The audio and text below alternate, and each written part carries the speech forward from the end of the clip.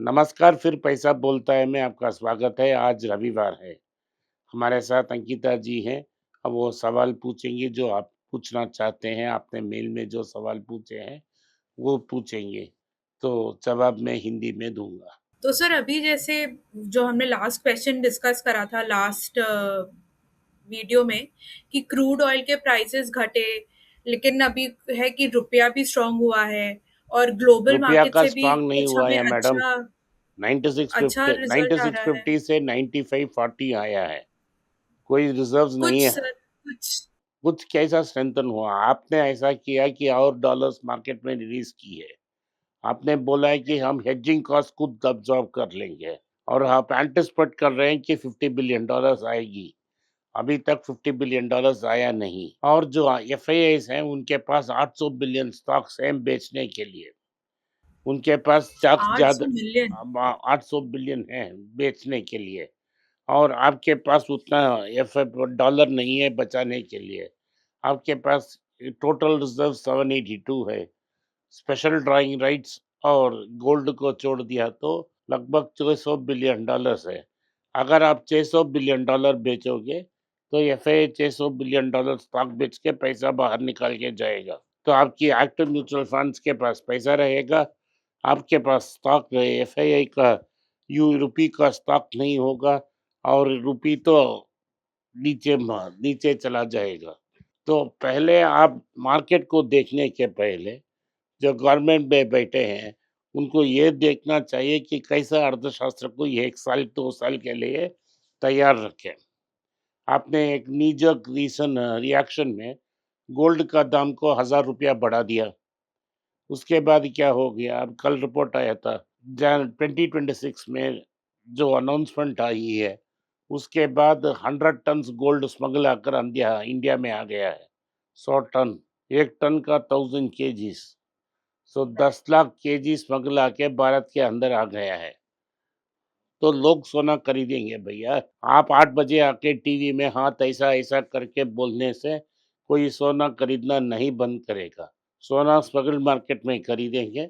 इसका डैमेज क्या होगा कि जो ऑर्गेनाइज्ड रिटेलर्स हैं, जैसे टाइटर, तनिष्क हैं, जैसे तंगमहल है, उसका बिज़नेस अफ़ेक्ट होगा। तो लेकिन जो सर अभी जो गोल्ड के प्राइसेस थोड़े गिरे हैं, तो उससे इन सब जो ये सब हमारे ना, ना कल तंगामिल 2 ज्वेलर्स दिन हैं 2 और दिन तक गिरा।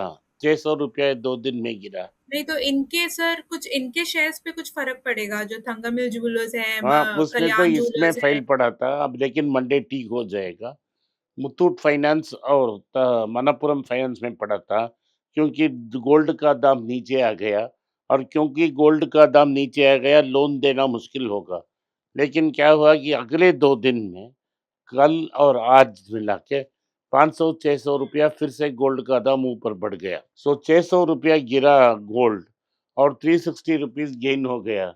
अब नेट-नेट 240 रुपीज़ ही गिरा है, वो 240 मंडे ट्यूसडे तक का कन्विंस हो वापस हो जाएगा, जाए। वापस हो जाएगा। सर जैसे गोल्ड में गिरावट होती है, क्या तुरंत ही लोगों को लॉन्ग टर्म इन्वेस्टमेंट का सोचना चाहिए या आपके हिसाब से फिर वही ऊपर नहीं, हो नहीं, जाएगा नहीं, तो नहीं। कोई फायदा नहीं जब है? तक गोल्ड नीचे आती है, आपको इमीडिएटली तुरंत उसको कंसीडर करना चाहिए, क्योंकि 5 साल में गोल्ड का दाम 25,000 तक हो सकता है।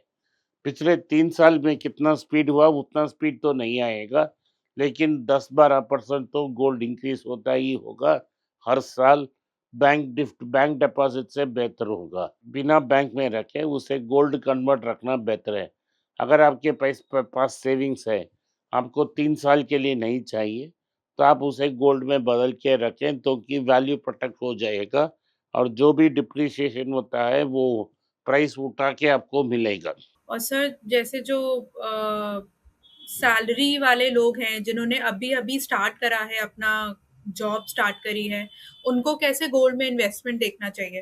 गोल्ड में देखना बहुत मुश्किल है। अगर आपके माँ-बाप ने आपको 400 ग्राम गोल्ड नहीं दिया है, तो आपको हर बार जब कल मैंने एक पॉडकास्ट सुना था हिंदी में कल, उसमें तो एक नॉर्थ इंडियन आदमी बोल रहा था, उनके घर का ये घर में दिल्ली में नौकरी करने की नौकरानी तो मद्रासी है, लेकिन वो 100 ग्राम की चेन पहनती है।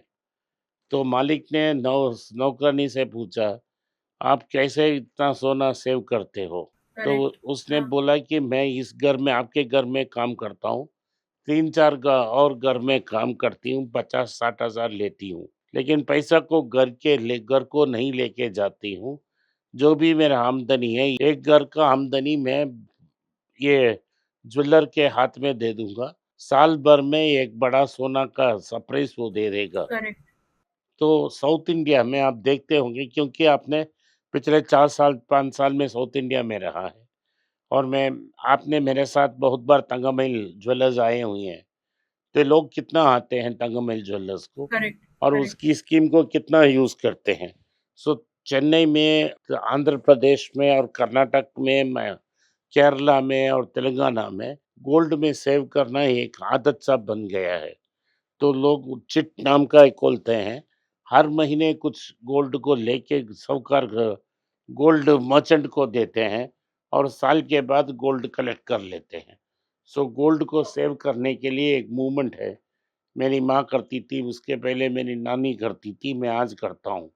सो जनरेशन आफ्टर जनरेशन हम गोल्ड को सेव करते हैं। सर, अभी जो हम देख रहे हैं कि बहुत अच्छा डोमेस्टिक इन्फ्लो हो रहा है हमारे इंडियन मार्केट में, पर तब भी इंडियन मार्केट जो है वो यूएस और कोरियन मार्केट के मुकाबले नहीं पहुंच पाया है।